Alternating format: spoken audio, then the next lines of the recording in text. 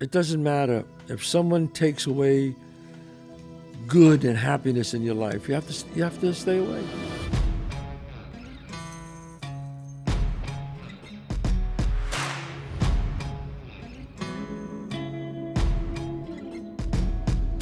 All right, Monday at 11 o'clock. Welcome to the Chazz Palminteri podcast show. And very excited today. Very excited. I have the girls back today. Oh, my God. Girls are back in town. The girls are back in town. Tara Cannistraci and also Kathrine Narducci. They've been away for 4 months. Thank you very much. Working like crazy, both of them, but they're back now. But before we start our show and answer these questions, don't forget, go to chazzpalminteri.net and see the one-man show. It's on tour in the United States. The 2025 dates are there. Just go to chazzpalminteri.net. John, where am I going to be? March 27th, you're going to be in Lexington, Massachusetts at the Cary Hall. March 29th, you're going to be in Nashua, New Hampshire at the Nashua Center for the Arts. March 30th, you're going to be in Cranston, Rhode Island at the Park Theater. And April 11th, you're going to be at Atlantic City at the Ocean Resorts Casino. All right. Just call up, get your tickets. And you know where else I'm going to be? I'm going to be eating great Italian food at my restaurants. That's right. 30 West 46th Street, Chazz Palminteri's, right off 5th Avenue. And 264 Main Street in White Plains. Two of the top Italian restaurants in New York. Great food, great atmosphere, great service.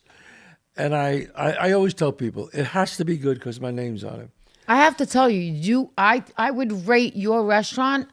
It's nothing to do with the food, but the bar serves the best cocktails, and I love Great that espresso martini. The White Plains location? The Manhattan. That one. Oh, both Before of you them. go to your theater, whatever, go to the Manhattan one and have an Well, espresso what do you mean by martini. nothing to do with the food? My food's great. Oh, no, the food is Okay. great. I'm saying it's my favorite place for an espresso You know what? martini. You're right. We do probably make the... My wife always has the espresso martini. She introduced me to it, and I'm addicted. You're addicted. Yes, I love it. Oh, my God. All right. That's my favorite one. Espresso martini? No, that location, the ambiance. Yeah, it's great. I love that one. Do you know I had a guy in there that my manager, Nicola, who's great, said to me, "Are you in the area?" I said, "Why?" He goes, "There's a guy here that's going to get engaged. He took his girlfriend here on his first date, and he's coming back now, and he's going to get engaged." He said it would be really incredible That's nice. if you stop by. And I Some said, engagement. "Do you That's imagine?" nice. That's nice. So I said, "Well, all right. Well, you know," he goes, "I'll call you when he's here. I'm in the city. I was doing some meetings." And he calls me up. He goes, "The guy's here with his girl." Right? I go, "All right. I'm coming. I'll stop by." So I hop into the car, and my Bobby takes me there, and I get out of the car, and I walk in. You're not going to believe it. I walk into my restaurant while this guy is proposing to her. No. I mean, In the middle of it? and the timing was like, no, it was right after because she was crying and he was hugging her, and I come walking right in, Oh, my God. and she's shaking, both of them shaking, and I said, Unbelievable. "He really loves you." I said, "He wanted me to come by and wish you both Oh luck." my God. That's nice. Forget about it. This guy's got a free pass for at least 10 years. 10 years, he can do whatever he wants. And we took photos together. That's and, beautiful. I wished them a great life together. God and bless that couple. God bless that couple. But bless that I mean, couple. right at It's that also moment. the place to get engaged, people. Doesn't mean Chazz is coming every time, No, though. it doesn't mean I'm coming every time. But it's a great place. It's very romantic. It and is. Both places. So anyway, if you come to White Plains, we have pizza there. The ovens, the brick ovens, and we have the pepperoni pizza, the honey pepperoni pizza with honey on top of honey. I love that. the honey on the pepperoni. I love that sweet. You will faint, you will die, and go to heaven. Anyway, okay, John, what are some of these questions? I'm reading the questions. There's a ton of questions. I'm looking at this one right here. It says, as younger actors, how did you handle the long periods between jobs and auditions? Great question. How did we feel? Well, I worked as a bouncer, in nightclubs, and you got to eat, So I worked there in 1982, 83 at the Limelight back then. And that's how you get a job. That's a part-time job that you still could audition. And that's what I did. What about you, Kathrine? What did it say? How do you handle the in-betweens? The long periods in between, yeah. Financially, I mean, I'm not a filthy rich, but I'm okay in between money-wise. But in between, creatively, I thank God, and I want to give the Actors Studio a big shout out because it's my sanctuary, my church, my everything, and I stay creative by putting up scenes, working with other actors, and staying active. Writing, I wrote a little series. Stay creative. Do whatever you could do. Get a play that you love. Just do a reading of a play in around your kitchen table. Make a pot of coffee. Invite friends over. Yeah. Read the play. Work on things. Keep your instrument sharp. Right. Yeah, no. But I mean, in the very beginning, when you I worked as a waitress. You worked as a waitress. How about And I you? loved it. Yeah, I worked. I loved worked as a in between waitress. going Very on tour. happy. You were a waitress too? No, I mean I did. I bartended during college and things like that, but I always worked. I worked until like only comedy could be the one to pay my bills, That and was now it. comedy pays my bills. But it's true. In between gigs, like she said, the staying sharp Right. is Yeah, stay sharp, Stay sharp. Stay creative. stay creative. Stay creative. Watch movies.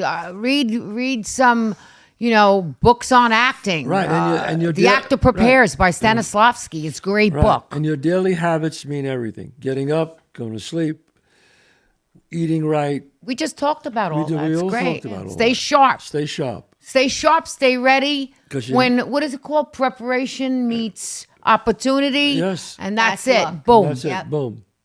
So you feel like if you don't work out as an actor, then you start to dull a little bit? Do you feel like it's a muscle and you have to work it out? I think it matters. I mean, look, if you've been acting a long time, but if you haven't acted in a movie in a while, look, you can get right back into it because you know your craft so well. But I think you got to stay sharp. I think it's important. It's like a comic. That's more important than it. I think comedy is the most important, staying sharp. Oh yeah, that's a muscle. Because to me, that's the muscle. Because when I talk to, not to drop names, but friends of mine, Chris Rock, Chris DiStefano, Colin Quinn, they say you have to get on stage. Because if you don't get on stage, you'll lose your legs. And you'll lose that feeling of what it, so I think it's important, right? So important. Right. Yeah. I don't know. I would say both is equally important. I don't think a comedian's more important. No, to as stay far on as doing stage. reps for stand up, whereas you can create a different platform. Yeah. Right. Comics have to get up on a stage. Yeah. You can't just get a movie, but like you said, you can get a script, Right. you can read it. Right. Comics, you need the audience. You Doesn't need make the a audience. difference who it is. Catherine will sometimes just come with me into the city and I'll jump on a stage. Yeah. Yeah. But, Prickly bear. yeah. Pear. She'll never get Pear? it right. No. Pear or bear? No. Prickly bear or pear? It was the grizzly pair Oh, shit. that we went to, but no, we don't. Okay. I love the dive spots. Yeah. Do you guys have any books or movies that you would recommend at the moment? Wow. Books or movies? I'm going to say read The 7 Spiritual Laws of Success. Yeah, I read that. It's Love great. that. Yeah, you. Deepak Chopra. Love that. Yeah, it's What is great. it? The 7? Spiritual Laws of Success. It's a phenomenal book. Yes. Yes. And it's a quick read and you'll love it. I always go back to my old favorite. To me, the How to Win Friends and Influence People. Is that Carl Nightingale? No, let's deal. Mel Carnegie. Carnegie. Andrew Carnegie. And let me tell you about that book. It's the second most popular book next to the Bible. Seriously, in 40 languages, and there's a reason why. It sold that many copies. Yeah, it's just like, it just betters, you read that book, it betters your life. I'm telling you right now. Man's Search of Meaning, that's another great book. There's some great books out there, but What's that book I saw here the other day? We talked about it. where was it? It was Not 48 Laws of Power, was it? no. Oh, 48 Laws of Power is a great book. That's 50 Cent book, right? Robert Greene, 48 Robert Laws Greene. of Power, Does great 50 book. Cent have something to do No, his TV show is called Power. Power. No, but she he was did on something that. about the book too. He had Maybe, because it's a great book. That's a great Yeah. book, Robert Greene. You know, reading these books is great. I'm constantly always reading, and but Four Agreements. But you have to do the work. Four The Agreements Alchemist is great. my all-time. That's the one Yeah. the book The Alchemist Yeah, that's by Paulo great. Coelho is the book I give people the most. I used to give people that too. I give Yeah. I give people, and that's very similar to what Chazz was kind of saying about kind of finding your purpose in life. Mm-hmm. And at first, when I first started reading it, it was like everybody would read it. All these famous people were reading it, and when you first read it, it's like, why am I reading a book about a boy, a shepherd boy? And then you keep going and you realize all the like hidden gems. Yes. Like I feel like that's a book. If you read it every decade of your life, it'll mean something different. Yeah. Right. Oh yeah. I good. mean, It was I a think, like they say, the two most important days of your life is the day you're born and the day you find out why. Those 2 days are very, very important. So here's an interesting one. It says, any advice for a kid who doesn't feel like they were made for this generation? Well, buddy, I understand that what you're saying, but you're going to have to like adapt to it. You have to adapt to it because what are you going to do? You can't go back. You can't go forward. So I think I know what he's saying, but you can't make that an excuse not to make it and not to do your best. I'm sorry. You know, life is hard. Life is hard. Life is a shit sandwich. You either eat it or starve sometimes. So you're going to have to eat it. I'm sorry you weren't born in that generation, but you're born in this generation. So I don't want to hear that shit.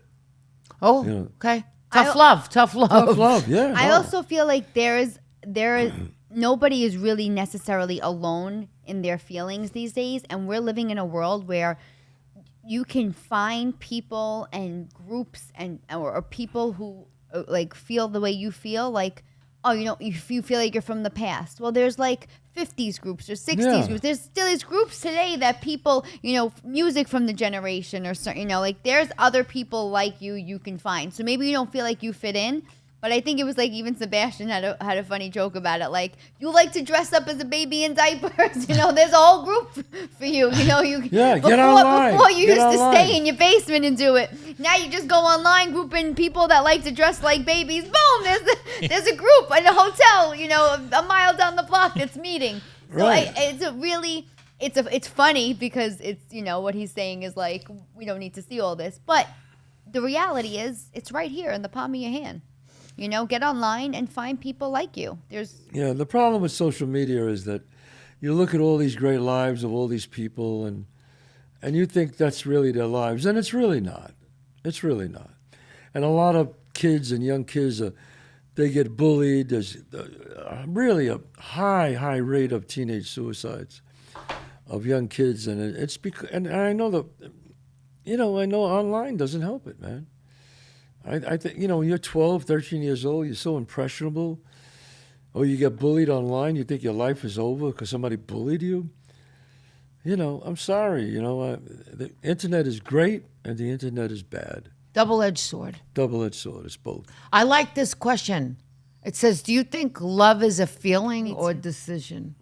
I just looked at that one. I love That was the one I was going to ask next. Oh, well, We're all on the same page here today. Love is a feeling. Love is a feeling. Love wills you. You don't will love. Yeah. When you fall in love, you know it. Think about this. I mean, we don't have to say how old we are, but we're not kids. Okay. Speak for yourself. Oh, Yes. No, well, I'm older than both of you, but let me ask you a question, Kathrine. Okay. You've been around. How many times have you been in real love in your life? Think about that. How many times? Twice. Twice. Twice in a whole life. Chill out. Okay, I'm sorry. I get excited. I'm kidding. How about you, Tara? How many times have you been in love? Love. Love once. Once. Me, twice. Second time, I married her. Twice. So think about that. And of all the guys and girls we all dated, that's it. John, how many times you been in love in your life? I'd say once. Once. Wow. So think about that, folks. You don't will love. Love wills you. That's all I have to say. So you don't make a decision, oh, I'm going to fall in love with her. That's bullshit. You know when you're in love. When you put that person's needs ahead of yours. Mm-hmm. When you're walking down the street and just thinking about that person gives you a feeling, a warm feeling where you go, oh, excitement. You know what's so funny? I always remember my acting teacher, Tommy Waits. This kid was trying to do a scene, and he was acting like he had to be in love. And my teacher, Tommy Waits, was like, oh, God, he kept shaking his head. And the kid was doing the scene so awful, right? Nobody believed it. He was not in love with this actress, with this girl and his scene partner. And my teacher jumped up, Tommy, who I love and adore, and he jumped up. He's like, dude, don't you know what love? Have you ever been in love? He's probably never been in love. He goes to the kid, he goes, do you know what love is? He goes, love is when, and I thought this was so funny. I don't know where he got this example. He goes, love is, like, in other words, you meet a girl and there's a neighborhood that you absolutely always hated. And then you meet this girl one night and the girl said, you say to the girl, where do you live? And she says, I live in so-and-so, that neighborhood you hated. And you go visit her in that neighborhood and all of a sudden you get to her neighborhood and you go, wow, I like this neighborhood. It's so pretty. I never realized how nice this neighborhood was. Right. He goes, you look at her mailbox and you go, what a cool mailbox. Right. That's true. That's great. He goes, yeah, her doorknob, I'm telling you. He went on. And I was like, that is love. When you're in love, no distance, forget about it. I dated a girl, and she lived far, and I had to drive all the way there, and I wasn't in love with her, but I was crazy about her. And I just drove. I didn't care 2 hours to get there because you have that feeling, man. Yeah. Another girl could live right around the corner. You go, I don't want to see her. Yeah. Nah. No. Yeah, that's true. She's not for me. I mean, nothing is too big. Nothing, man. So this is to all the girls and guys out there. When you say to yourselves, well, she doesn't want to come over. I was sick and she didn't come over. Or this. Thank you know what? John. I'm sorry, babe. She's not in love with you. Right. And that's okay. At least you found out. So you move on. Not everybody's there. Look, twice, once, twice, once. When people make excuses of why they can't see you with this, my friends go, oh, but he's busy, but he works. I'm like, no, he's not into you. No, he's not into you. That's it. That's it. He's not into you. It's not going to happen. When you're into somebody, you make it happen. You make it happen, baby. Oh, wow. Go up, John. Look at this question. Up. Like, could you make it go up? This way. Look at this. What? Any ideas or ways to deal with a mother who is manipulative and distant? Who is it? Your mother? Yeah. Who is manipulative Of course. and distant? It just says a mother. And then it's, Yeah. Well, It's either his mother or his the mother mother-in-law. of your girlfriend. Yeah. I mean, you know what I say? You know what Dr. Phil Stutz used to say, the great psychiatrist? And he used to say, it doesn't matter if someone takes away good and happiness in your life, you have to stay away. Mm-hmm. Even if it's your own mother, you have to stay away. Oh, so that's the advice, stay away. Well, it was like Self-preservation. Self-preservation. See them in spurts. Mm-hmm. Just know what you're going to get and see them in spurts. Mm-hmm. But don't try to convince them that they have to love you and they have to change, because it probably won't happen. No, it'll actually make them go further away. Yeah, right? yeah. So I think if she's manipulative, that's dangerous, man. Yeah. Yeah. If it's a mother-in-law, that's real dangerous. You're lucky when you get a good mother-in-law. Oh, right? I had the greatest mother-in-law. Yeah, that's so nice. My mother-in-law, Rose Renato, and Jerry, her husband, great people. You're Man. so lucky. I was very lucky. Very lucky. My parents. You're lucky. Mm-hmm. I love lucky. Mike's mother. I'm lucky I got a good mother-in-law. I love I my make fun of her mother-in-law. on stage and everything. She Good takes job. I it. said I love my Well, mother-in-law. you know what? I got to talk about you for a second here. You waited a long time I did. before you wanted to get married or be something, and you hit the lotto. Oh God. No. Your husband, Mike. He's a gem, my husband. Come on. My husband is wonderful, Mike. They just had a romantic snowball fight outside. We know the affair that she had with him, but anyway, she's okay with it. But your husband, you found a successful, bright, Good-looking, charming, charismatic, funny Italian guy, childlike. Italian guy who loves you. You hit the freaking lotto. So lovable. It's so easy. No. Could I ask you, did he hit the lotto too? Who? Mike. Hit the lotto well, too. I was getting to that. Would you let me get to it, Oh, please? okay. I'm waiting.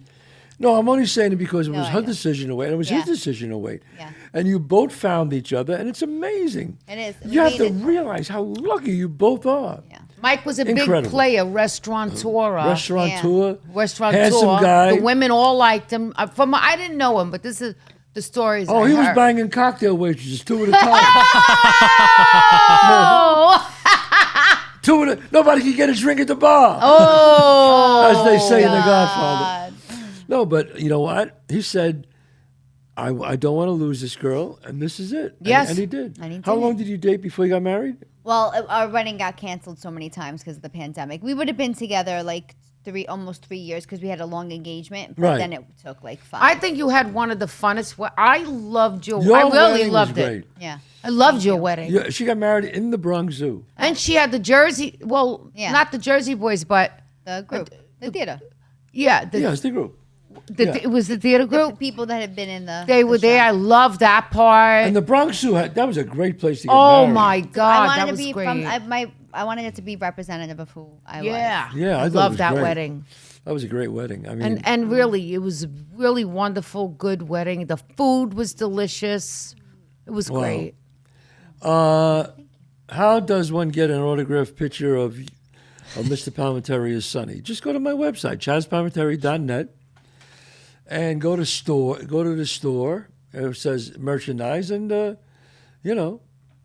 just buy it and you get it. It's very simple. That's how you do that. How about this one that's right in the middle? It seems like this is a young kid. It says, any tips for staying motivated and on track with schoolwork? With schoolwork, well, yeah, the young kid. Yeah, one day at a time. Make sure you do your homework. Make sure you get up early to go to school. Don't be late. Show up on time and do your homework the best you can. That's the tip. That's how you get motivated. Knowing that at the end of the year, it's going to show your marks.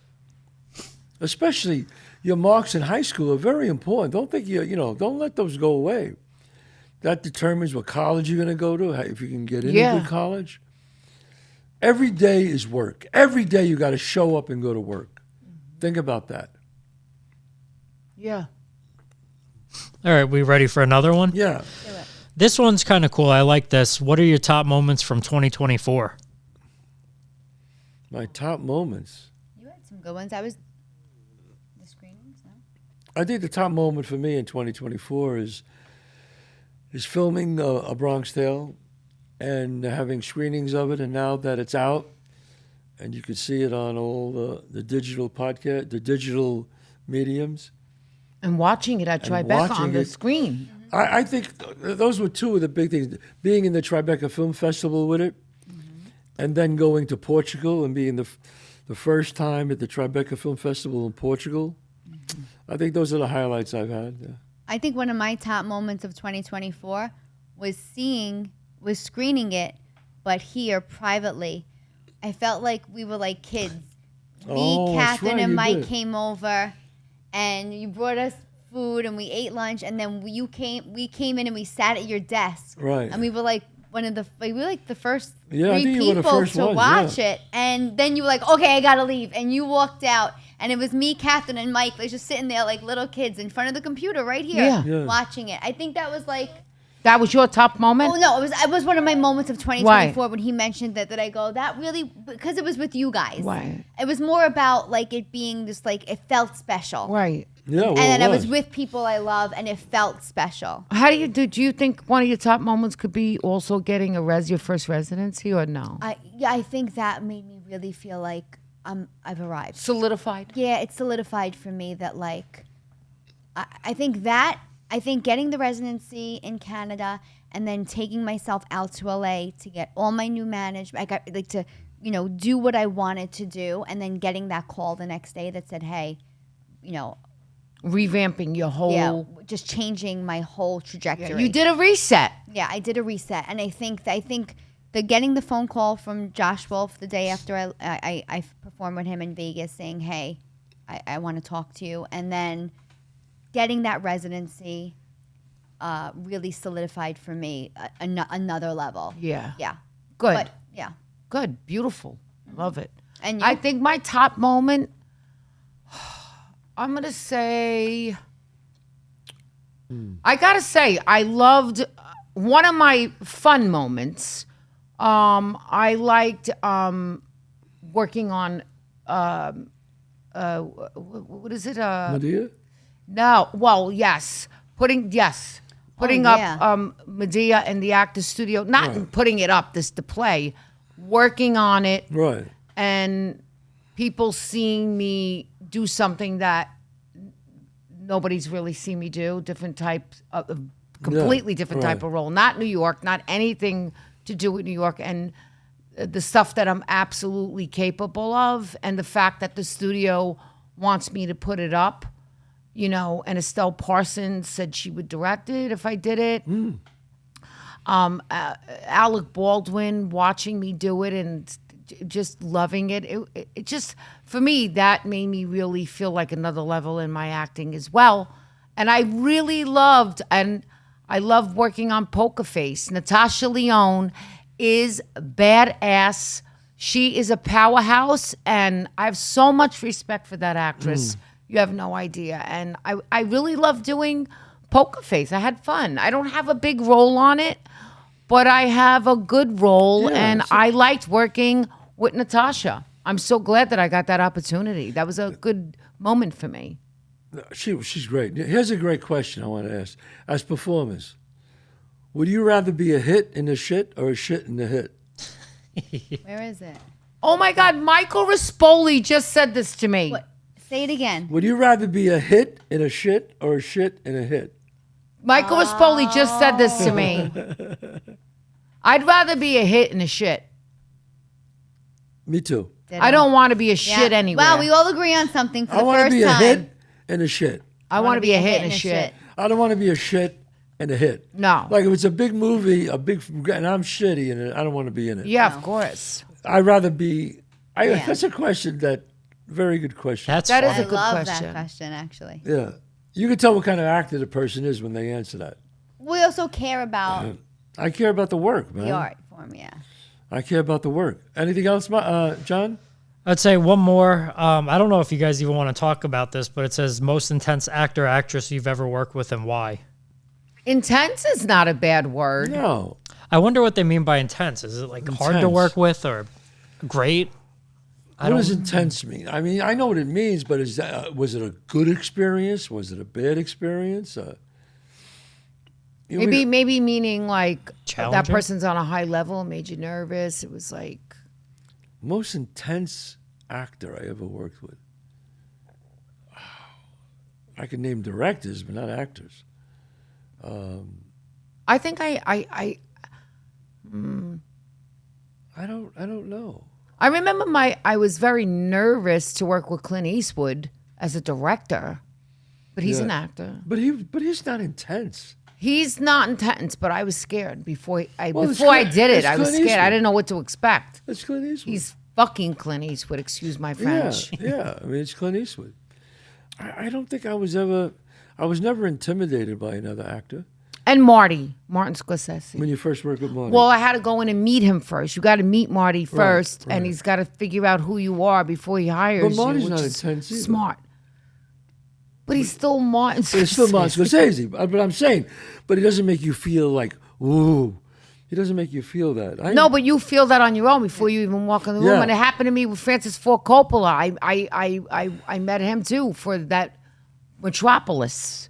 I met That's him true. on the set of Paramount. Did you work in Metropolis? No, You didn't. Okay. no. Yeah. How about you? You mean any intense person that ever gotten you nervous?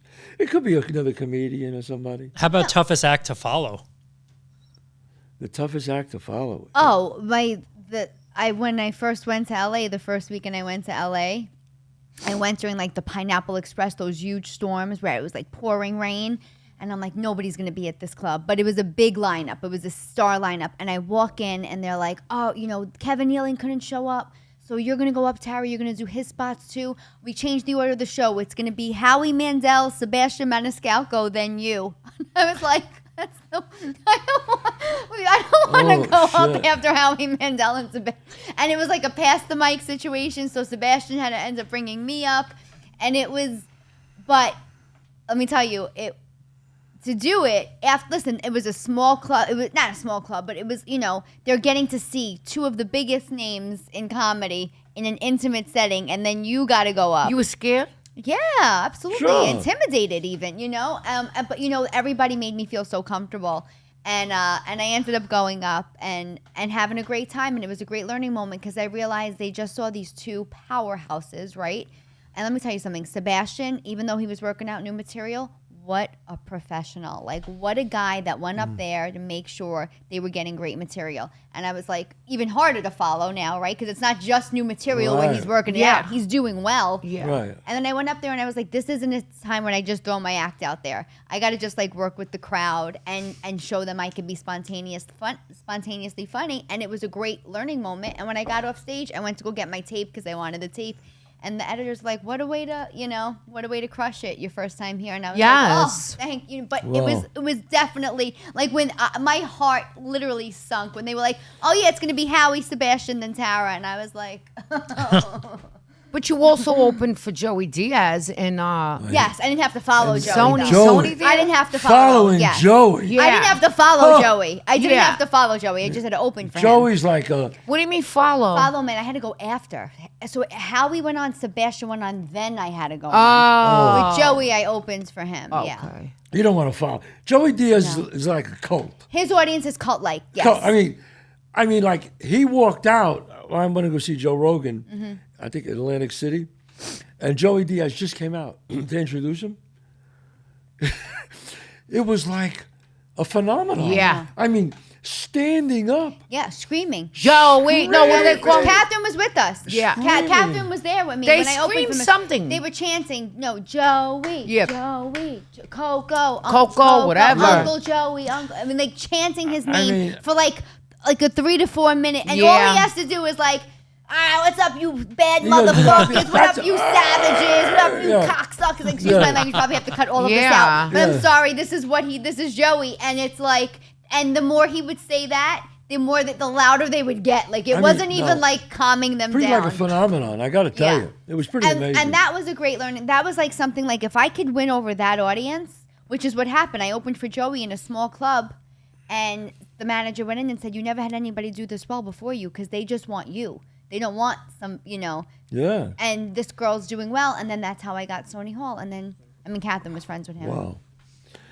Well, ending on that, the great Joey Diaz, if you ever get a chance to see him, and Joe Rogan too, terrific. Both of them terrific. But Joey Diaz, when he comes out, just... Cult. Is a cult. It's a cult. He is. Yeah. Anyway, all right. That's the end of the show. God bless you. Send in those questions. We love answering them. This is Chazz Palminteri. Go to ChazzPalminteri.net. Come and see the national tour, the one-man show. All the dates are on 2025. You'll see I'll be at a city near you. Tara, where are you going to be? Go to tarajokes.com. And also April 27th, I'm coming to the Irvine Improv. That's their biggest comedy club. Irvine Improv in California, April 27th. All right. Kathrine, you with the great Martin Scorsese and Robert De Niro and Barry Levinson. One thing about you, Kathrine, you work with the heavyweights, baby. I did. You did. And I'm proud of it, and I'm blessed too at the same time. And I'm lucky. And lucky. Well, it was opportunity plus preparation that made you lucky. You're lucky, but you're very talented. Let's be honest. Yeah. So they definitely go see that movie. And the name of the film? Alto Nights is coming Nights. out March 21st. Right. Directed by Barry Levinson, and I played De Niro's wife in that. And I think you guys are going to really like it. He's playing two different people in the same movie, which is, to me, that's going to be like a tour de force. Oh, well, Bob always performance. does that. Let's face it. But anyway, Go see it. Come and see the girls. God bless you all, and I will see you next week.